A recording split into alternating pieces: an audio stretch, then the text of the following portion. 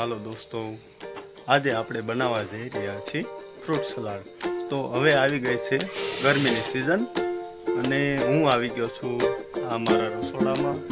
અને આજે તમે જોઈ રહ્યા છો તે ફ્રૂટ છે, આ દૂધ છે, ખાંડ, આ પાવડર છે, આ કાજુ બદામ છે, આ છે કેસર. દોસ્તો, આપણે હવે આ દૂધ ગરમ કરવા મૂકી દીધું છે અને ત્યારબાદ હવે આપણે કસ્ટમ પાવડરનું પ્રોસેસ કરશું. તો દોસ્તો, આપણે વેનીલા ફ્લેવરમાં કસ્ટમ પાવડર લીધો છે અને ત્યારબાદ હવે આપણે એમાં થોડુંક દૂધ એડ કરશું. તમે ગોલ્ડ પણ લઈ શકો છો, શક્તિ પણ લઈ શકો છો.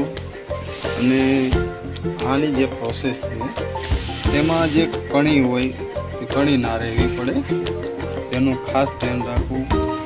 એકદમ પ્રવાહી થાય ત્યાં સુધી હલાવવું. આપણે છે ને 3 ચમચી કસ્ટમ પાવડર નાખેલો છે અને સ્વાદ અનુસાર તમે વધારે ઓછો કરી શકો છો. અને હવે એની પ્રોસેસ આગળ શું છે તે તમને હું આગળ બતાવું. તો દોસ્તો, હવે આપણે આ દૂધ ગરમ કરવા મૂકેલું છે તેની અંદર આપણે આ કેસર નાખવાનું છે. તો કેસર નાખવાથી એનો ટેસ્ટ, એનો ફ્લેવર એકદમ સરસ થશે. ચાલો હવે આની આગળની પ્રોસેસ તમને હું બતાવું.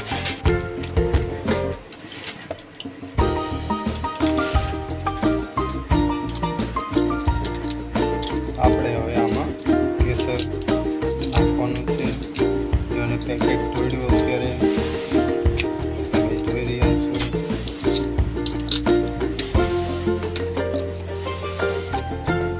એના સ્વાદમાં ઘણો પણ ફરક આવશે કેસર નાખવાથી. ચાલો દોસ્તો, આપણે કેસર દૂધમાં એડ કરીએ. એનો કલરમાં પણ ફરક આવશે અને એના ટેસ્ટમાં પણ ફરક આવશે.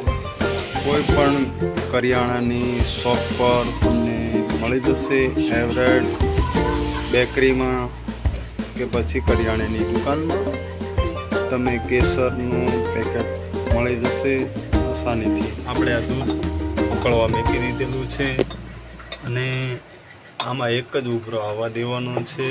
અને ત્યારબાદ આપણે આમાં ખાંડ એડ કરશું સ્વાદ અનુસાર.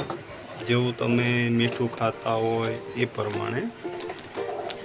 તમે વધારે મીઠું ખાતા હોય તો વધારે ખાંડ એડ કરવાની, ઓછું ખાતા હોય તો ઓછી ખાંડ એડ કરવાની. દૂધનો ઉભરો આવી ગયો છે અને એક જ ઉભરો આવવા દેવાનો છે. અને આમાં આપણે એડ કરશું કસ્ટર્ડ પાવડર, જે આનાથી તમને ફ્રૂટ સલાડ છે એ થોડોક ગાઢો તમને લાગશે અને એનો ટેસ્ટ પણ આવશે. તમે જોઈ રહ્યા છો, સરસ દેખાઈ રહ્યું છે. ગરમ દૂધમાં કસ્ટર્ડ પાવડર નાખેલો છે અને તેને આ રીતે હલાવતું રહેવું પડે કે જેથી કરીને કસ્ટર્ડ પાવડર નીચે ચોંટી ના જાય એ માટે. અને એનો કલર બરોબર આવી જશે એટલે આપણે ઉતારી લેવાનું છે. હવે આપણે આને હલાવતું રહેવાનું છે જ્યાં સુધી એનો કલર. હવે આપણે ઇલાયચી લીધી છે 6ની અને હવે એને પાવડર બનાવી દૂધમાં એડ કરશું. ગેસ બંધ છે અત્યારે. આ ઇલાયચીનો આપણે ભૂકો કરી નાખેલો છે અને ત્યારબાદ હવે દૂધમાં એડ કરશું. એનો ટેસ્ટ વધારે આવી જશે. હવે એને ઇલાયચી નાખ્યા પછી થોડી વાર હલાવવાનું, જેથી કરીને મિક્સર થઈ જાય અને એનો ટેસ્ટ પણ આવશે. હવે આપણે તપેલી નીચે ઉતારી લઈશું જેથી કરીને આપણે એને જલ્દી ઠંડુ કરી શકીએ.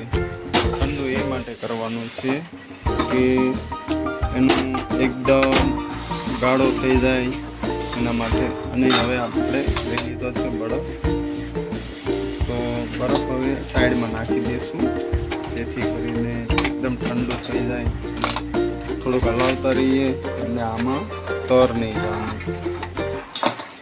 આપણે આમાં બરફ નાખી દીધો છે અને આને થોડી વારે હલાવતું રહેવું કે જેથી કરીને આમાં તર ના જાય.